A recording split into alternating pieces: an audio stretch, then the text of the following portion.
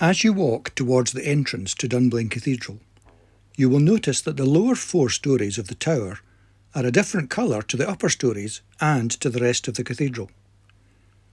The lower 4 storeys of the tower are built of local red stone and date from an earlier period than the top storeys and the rest of the cathedral. The uppermost storeys of the tower and the rest of the cathedral are built of yellow freestone. When Bishop Clement arrived in Dunblane in the year 1233 to take up his new appointment as bishop, he found a church building in a poor state of repair. This was a much smaller building than the cathedral we see today, and in a very different style.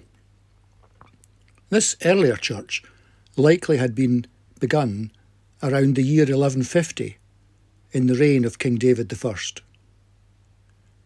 At the east end of the south aisle, there stands a wall which has the appearance of belonging to an earlier building than that created by Clement in 1233. It has a window with a style different to other windows in the cathedral. And this, the lower section of the tower, and some carved stones which lie in the northwest corner of the nave, are all that remains of the church Clement took down to make way for his cathedral.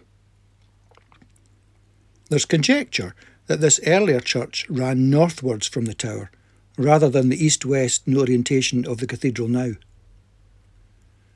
The semicircular arch above the door of the tower, as well as windows in the tower, reflect the Romanesque style, known as the Norman style, of this earlier time, in contrast to the pointed arches in the Gothic style in the cathedral built around the tower from 1233 onwards.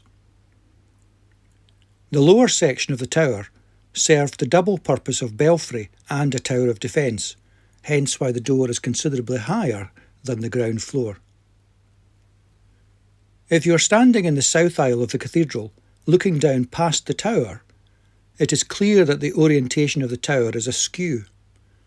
The line of the tower is not parallel to the line of the arches of the nave and its exterior walls.